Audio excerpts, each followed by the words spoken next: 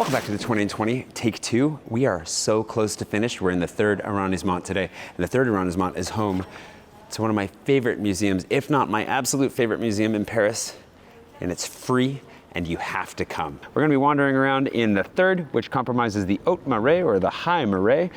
The Marais spills over into the third, and it turns into some of my favorite food, drinks, coffee, one of my favorite arrondissements. There's some streets here where you can just live for weeks, trying new things, never going hungry, having a grand old time. We're gonna give you a few of those. And if you'd like the rest, go to ParisMyPocket.com. Grab my guide for all my tips to Paris. I'm giving you like 100 of them over the course of this series, or more, honestly. There's even more, like 3-4 times as many in my guide, and we're making improvements to it all the time, and I'm really excited for where it's headed. So if you grab that, and then join me as we go wandering through the third arrondissement of Paris.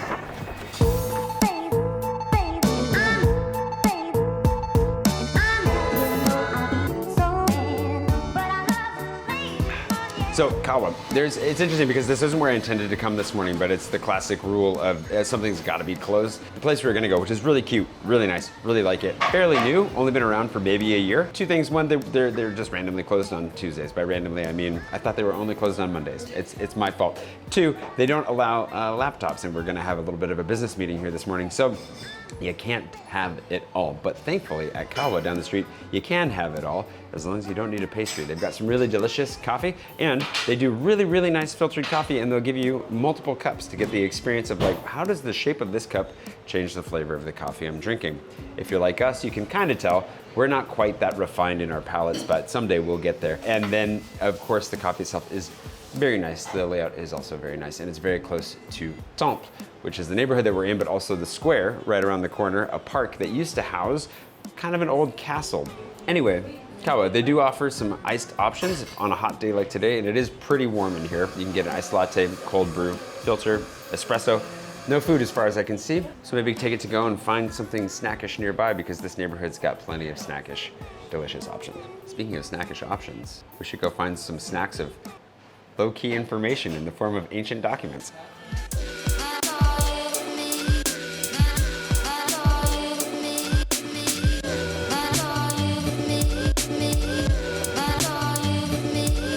The Carnavalet Museum is magical.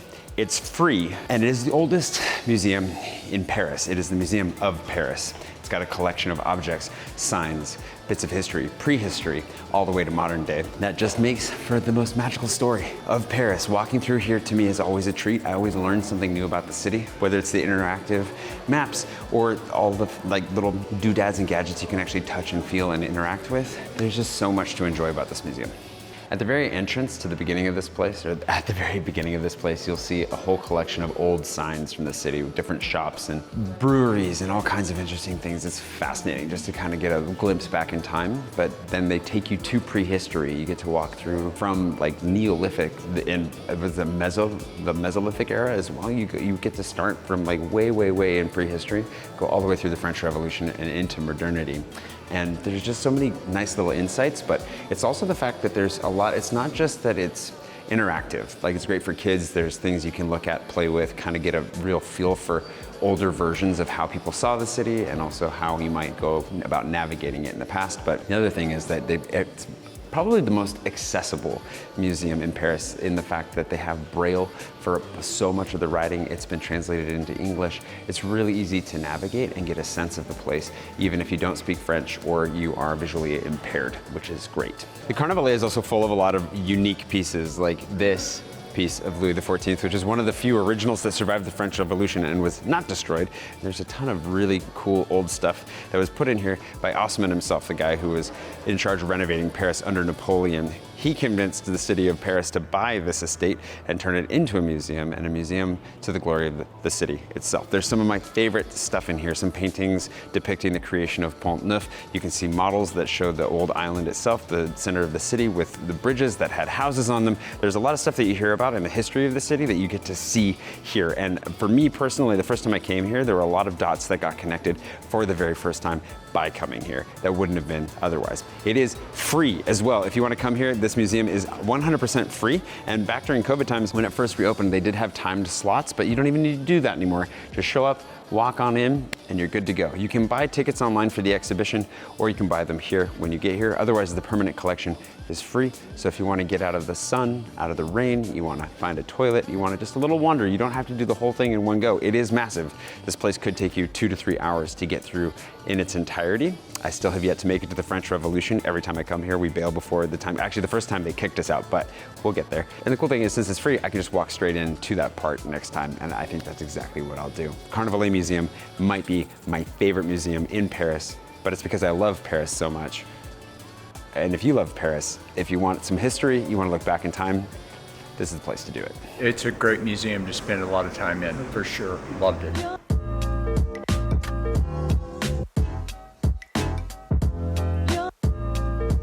I can't claim to have my favorite shawarma in Paris. I have a number of shawarmas that I love, scattered across the city. And I love them all differently for different reasons. Shawarma is something that I fell in love with when I was traveling West Africa. There were Lebanese restaurants that we found all over the place, and it's something that I just love to discover and rediscover whenever I'm wandering around the city. Take a risk, check a shawarma, see if it's good. Qasti is a good option because if you like Lebanese food, they have a restaurant across the street, and then they have the sandwich shop here, the grill, on the other side. The grill is where we've come for lunch today, where we've gotten our shawarma combo, chicken shawarma for both of us, although they have a veal, and they also have falafel, which would be delicious. This neighborhood has a ton of good options for falafel and just so much good food. It's impossible to choose. And so I was like, you know what, we haven't had it in this video yet, a shawarma, and you know what, we haven't in this series yet. No shawarmas, I don't think. Have we? I took Patron for a shawarma not that long ago. Where was that? That was not in the video. One of my there's a really good one in the 5th, or is it in the 6th? You'll find it in my guide. Either way, delicious shawarmas all over the place, but I thought, you know what, my dad hasn't had a shawarma yet since he's been here. Let's go grab a shawarma, and then we can carry on into some more delicious things later, because there's so many good things to eat here. But hopefully, if you are missing a little bit of labna or hummus or a shawarma, you can actually come and grab some supplies to take on a picnic if you need to, or you can come here, sit down, have a delicious meal, and enjoy, you know, a little bit of deliciousness just here. Each shawarma is so different from place to place, little seasoning differences, little like combination differences. That'd be a trip to Paris. Literally just spend your entire time trying all the shawarmas. I dare you to do it. So good. And as a little bonus, this is one of my favorite bakeries in town. If you've seen my very begrudging croissant video, then you've seen this bakery in my video, but in their original location over by the canal. I haven't come to their new location in the 3rd yet. I knew they were near Arts Métiers, but I haven't seen it before. It's big, it's beautiful. This is a really good bakery, really good croissant, very interesting chausson aux pommes. Highly recommended. That's just a bonus. I'm just throwing that in there because I'm excited to see them here. And I really wish them well. I hope that they succeed wildly at all their baking dreams.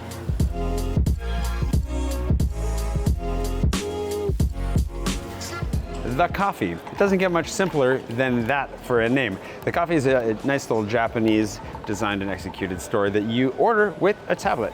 There are 2 tablets, not just the one at the door. If you see nobody all the way at the back, you can go all the way to the back and there's a tablet where you can order there too. They'll make you a coffee. They don't currently have batch brew, which we just discovered. They will do a filter by V60, but that'll take you a good 5-6 minutes. So they're adding a mocha master here soon, and you'll be able to get a faster drip coffee to go, if that's your thing. But if it's not your thing, they've got a bunch of fun signature drinks. They've got a whole bunch of different styles. We went for the purest drinks today, the cold brew, but if you're looking for something a little bit creative and out of the ordinary, this spot will do it for you. It's also beautiful. The lines inside are really nice. We did some photos here back in the day, a few years ago. The one thing that I will say is that there is not a lot of space in there. They do have a little bit of air conditioning in the back, but you might not feel that. So instead of standing here on the street with all these people walking by and nearly knocking over my camera, we're gonna go to Les Archives, to the secret park there, where we can sit and sip in silence, solitude, and serenity.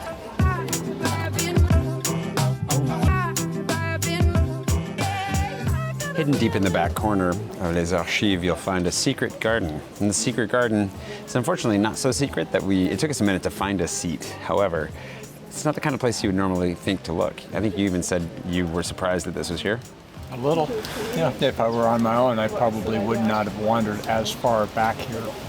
given that the building is closed and so forth. Well, so this entryway, the park is open all week long, and so we were able to come in through the main entrance, the I guess south-facing entrance, which actually, if you walk through, if you're a fan of blockbuster movies, you will recognize from Mission Impossible as being the lair of one of the villains. And so as you walk in, you see the splendor of the external building of Les Archives. Unfortunately, it is closed on Tuesdays, and we are filming on a Tuesday because Mondays and Tuesdays are always tricky when it comes to museums, but it is also free. The other reason I'm not so heartbroken that we can't get in right now is the majority of it is closed for renovations, but by the time that you get here, it should be all open and you can go check out whether it's letters from Napoleon or Marie Antoinette. There should be some interesting stuff on display. The National Archives are also where the collections for the Carnavalet were kept while they were putting it all together and creating it back under Osman. So there's a little bit of a tie into our history here today, but it is a cool spot, really nice, beautiful building. And if you go in there, you will get some really fun photos, little videos as you go through. Of course, you'll see a lot of locals will come in here just to sit and eat their lunch. Obviously, you want to be as quiet and respectful as you can be. It's in the National Archives. It's basically a giant library that you can't get to most of, but the museum itself is really nice and also free, and also toilets. If you happen to be in the neighborhood, you're struggling to find a toilet, wander on in, no problem. You should be able to get into it to the right under the stairs, right past the ticket office. You would have known about this already if you subscribe to our newsletter. Be sure to go to jayswanson.me/newsletter. One of our guests, we have a whole series of guest posts going on right now that Kate organized. Lots of people you may or may not recognize from life in Paris, a lot of really fun, interesting people. And one of them wrote about this in his piece. I just saw that. Hasn't gone out yet as we're filming this, but by the time you see it, it's probably already gone out and you would know. You'd be in the know. So be sure to subscribe to that too. Thanks as well to today's patron producer, my sister, who's about like the 15th patron that I have historically from old times. He's only 2 behind her, so he'll be coming up here soon too. It's my dad, if you didn't register, who was here at the beginning of the series. And back at the end, he's here to represent my sister, who couldn't be here unfortunately, but Kaarin, thank you for supporting me, and thanks to all my patrons for making this possible, because genuinely, going out exploring, making this like the sheer amount of time I get to spend just trying to find little hidden gems like this to share with you is only made possible because of my patrons. Over the last 10 years, let's say 6 years, over the last 6 or 7 years. Thank you so very much.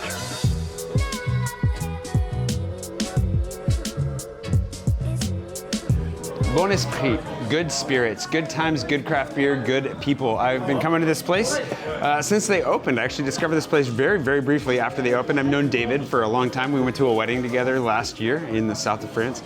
This is a fun spot. You come here for great service, cool people, really good beer. Food is good. I would say that the highlight for me is the chicken burger.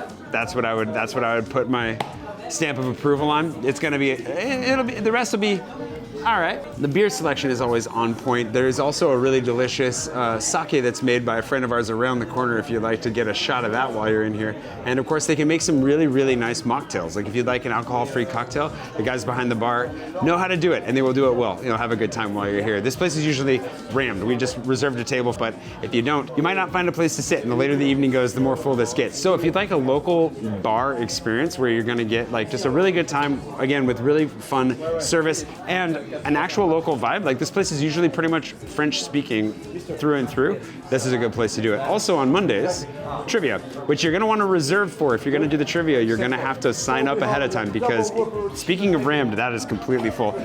So don't come here on a Monday night unless you've got a table, or you wanna just crowd in and see what it's like. But David, the owner, speaks very good English, and he will translate his questions for you and make sure that you have a really good time. This is a great spot. I love this place. I've been coming here forever. I will keep coming here forever. Bon Esprit, what can I say? Good spirits, good people, good vibes. That should do it for this round in the third arrondissement. Thanks for watching Paris in My Pockets 20 and 20. Make sure to grab my guide. And also thanks to all of my patrons for making this possible in the first place, sending us out to get some beers and some chicken sandwiches, which were delicious, as well as literally everything else we did today that was not free. I hope you enjoyed it, and join us again next week for the second arrondissement, where I'm going to show you the most beautiful library that I think I have ever been in. Also recently renovated, also recently reopened, also free. You may have seen this online already, but it's definitely worth a visit while you're here. So be sure to subscribe for that, and I will see you again next week.